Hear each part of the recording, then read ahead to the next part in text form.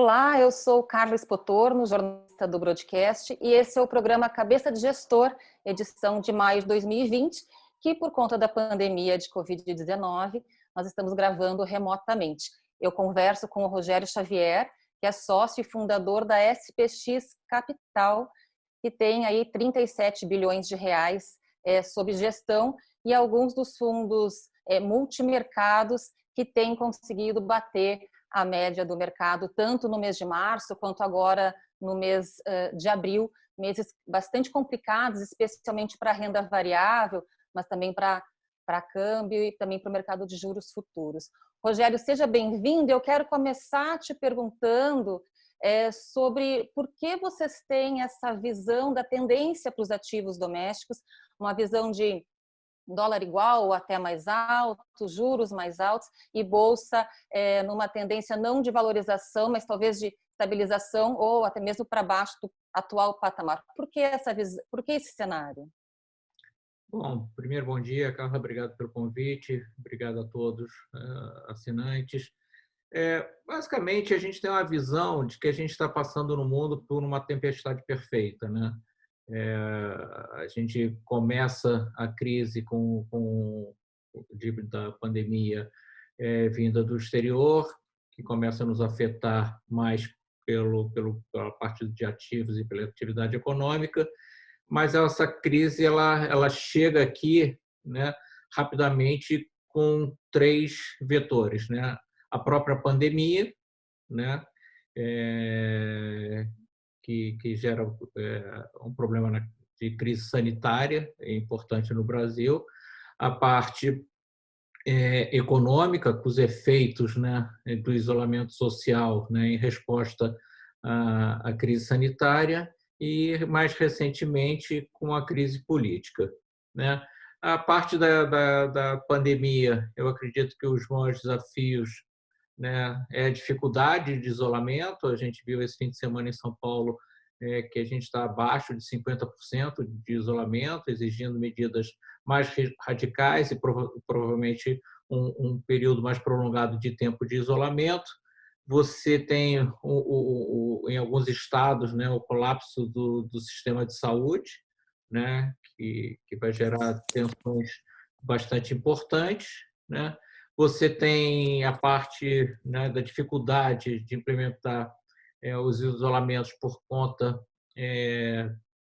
das diferenças sociais muito grandes, né? Tem lugares que não tem água potável, você não tem saneamento básico, enfim, você configura um caso bastante grave por si só dessa crise da pandemia. Os efeitos, a resposta a essa crise de pandemia que faz com que o isolamento social atinja a parte econômica é que você tem o governo federal, né, agindo com programas emergenciais importantes. A gente tem visto não só ajuda às famílias, né, aos indivíduos, mas também às empresas, tanto do lado do Banco Central quanto do Ministério da Economia. Temos visto a aprovação medidas também no Congresso Nacional para ajudar estados e municípios que vão sofrer bastante com esse efeito, né? E o Que foi terceiro nesse fim de semana agora. exatamente. E você tem o terceiro vetor, né, da tempestade perfeita, que é a crise nos poderes, né? Eu cito que o Brasil não tem três poderes, ele tem cinco poderes, né? Você tem o judiciário, o legislativo, o 5 executivo. poderes, Rogério. Cinco poderes: o executivo, o judiciário, o legislativo, o Uhum. Ministério Público mais a Polícia Federal e o povo. Então, Uhum. e parece que a gente está tendo uma dificuldade muito grande, né, de ter um consenso entre esses cinco poderes. A crise política ela tá instalada. A gente tem visto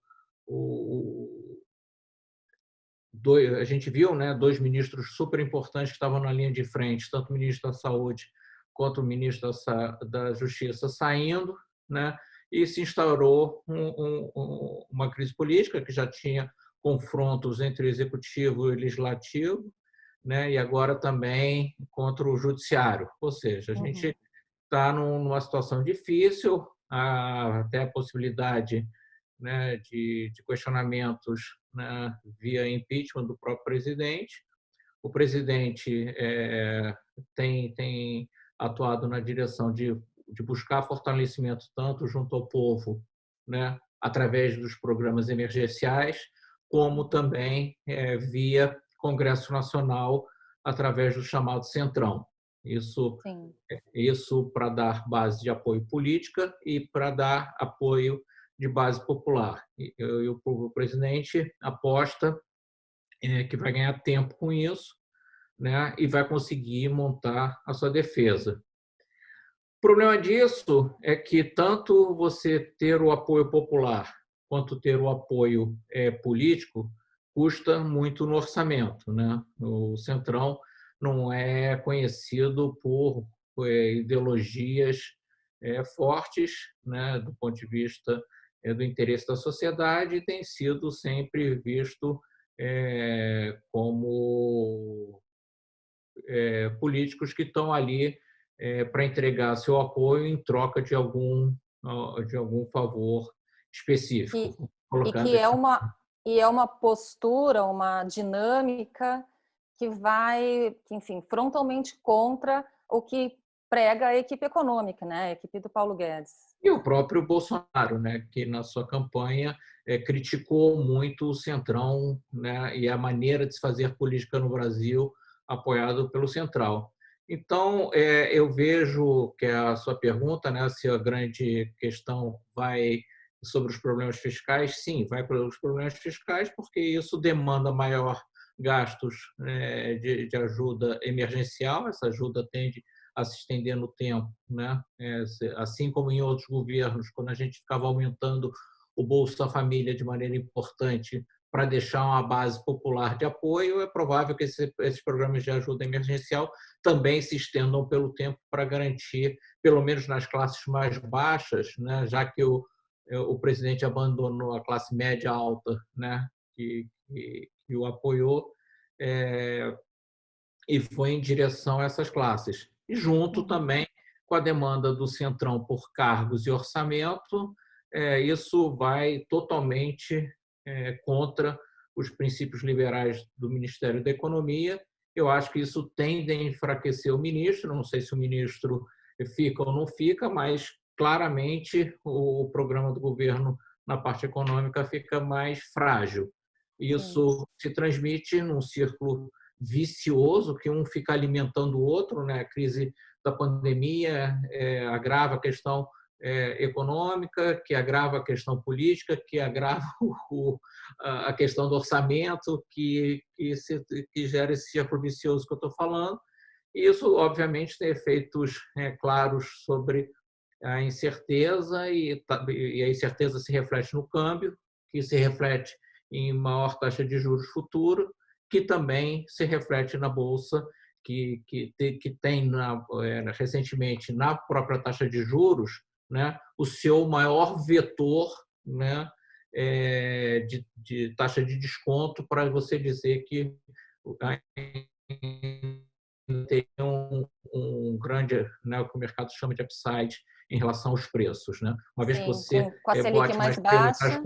isso, Uhum. quanto mais você bota mais prêmios na curva longa, Uhum. menos upside você tem, né, para o valor, para o valuation, né, para o valor das ações no médio e longo prazo. Então, por Sim. isso que a gente tem Eu essa quero, visão negativa. uhum, sim. Eu quero aproveitar que a gente está falando de Selic, enfim, só para arrematar aqui, toda essa visão negativa é considerando o governo como ele está, o executivo como os 5 poderes, né? O Isso. executivo como ele está, e especialmente aqui falando da equipe econômica que está lá, Uhum. com essas diretrizes que a gente conhece desde o fim das eleições e tal. Então, estou aqui só fazendo um retrato, porque a gente conversou sobre vários pontos de interrogação aqui, né? Então, eventualmente até a discussão sobre a equipe econômica, se ela permanece a mesma ou não, é um Isso. ponto de interrogação, haja visto o que aconteceu no fim de semana, agora nesse feriadão de 1º de maio e o que está para acontecer aí para frente. Mas eu quero aproveitar que você falou de Selic e Uhum, vocês vêm defendendo a gestora e outras gestoras de que a Selic não deve ser cortada novamente. Essa semana a gente tem nova reunião do Copom. uhum, Vocês esperam um corte, né? uhum. Apesar de defender que não seja cortada a Selic, que pare, deveria ter parado no patamar lá de janeiro, mas não parou. Eu queria entender por que isso. A maior preocupação de vocês está na inclinação da curva longa, né? E aí, portanto, um aumento do temor com o que está por vir daqui a, enfim, no médio e longo prazo? Na realidade, a gente entende que a maior preocupação do Banco Central e do Ministério da Economia deveria ser o crédito. O crédito é que vai ser a válvula de escape para a retomada da economia. Então, todo o foco deveria, obviamente, na parte de liquidez, né, e mecanismos que acessassem o mercado de crédito. Hoje em dia, a gente não acredita que esse nível de taxa de juros seja impeditivo de qualquer coisa sobre a demanda, né? Então, a gente acha que a queda da Selic ele está gerando, né, um potencial desequilíbrio em duas forças importantes de mercado, que é o câmbio, né, porque quanto mais você reduz a taxa, mais você incentiva as pessoas a olharem para a moeda norte-americana, e a outra que quanto mais você cai, maior a expectativa junto com esse desequilíbrio fiscal que a gente tem à frente, né? Possivelmente, dado o que a gente explicou anteriormente, uma maior inclinação de curva e um maior prêmio em spread, uma vez que o juro está mais alto lá na frente, a capacidade das pessoas me pagarem também fica menor. E aí Uhum. eu coloco um spread ainda maior. Então, a taxa que chega para o tomador final, ela sobe muito. Então, Mas quando a tua sugestão seria o Banco Central fazer uma intervenção mais rigorosa em cima do spread, em cima dessa transmissão da política monetária? são dois mecanismos, eu acho que o Banco Central, não diminuindo tanto a taxa de juros, ele diminui essa percepção de risco do país que se dá pela elevação do dólar norte-americano sobre o real. Então, essa é a primeira linha. A Certo. segunda é que, se o Banco Central, né, não tem essa pressão sobre a percepção de risco, os juros futuros não sobem tanto. Né? Ele possivelmente hoje vai ganhar mais um instrumento que ele possa atuar, né, comprando títulos longos, né, e fazendo com que essa parte da curva seja mais baixa. Então, eu acho que o Banco Central devia gastar mais energia, né, em tentar fazer com que a taxa final de crédito que chega para as empresas seja mais baixa do que ter um foco na Selic, que eu acho que é inócuo. Assim, sinceramente, se a taxa é 4, 3, 2 ou 1, para a pessoa que está pensando em consumir nesse momento, eu acho que faz muito pouca diferença. Não tem nada que eu falo que eu ia fazer com 4% que eu não vou fazer com Uhum. 3 ou com 2. Não é isso que Sim. está A gerando. diferença é atuar no spread mesmo. Rogério, mudando um pouco de tema, eu queria saber quais reflexões vocês têm feito na SPX sobre as consequências dessa crise global. Vai mudar a cadeia de produção? Na sociedade, as pessoas tendem a viajar menos? Que reflexões vocês têm feito? Basicamente, a gente trabalha com um cenário que o mundo vai dar uma certa regredida nesse processo que a gente viu nos últimos anos, né, da globalização, né? Acho que as fronteiras vão estar mais fechadas, né? Os países vão utilizar mais o protecionismo, essa tendência que a gente viu de aumento de tarifas dos Estados Unidos com a China, acho que vão estar mais presentes no futuro. Isso tem Sim. efeitos bastante graves para a produtividade global. Há mudanças de hábitos, é indiscutível que a parte das plataformas online vão ter uma importância ainda maior do que elas já tiveram. As pessoas se habituaram, né, a utilizar esses mecanismos para facilitar a sua vida do dia a dia. A gente tem visto Mas principalmente isso.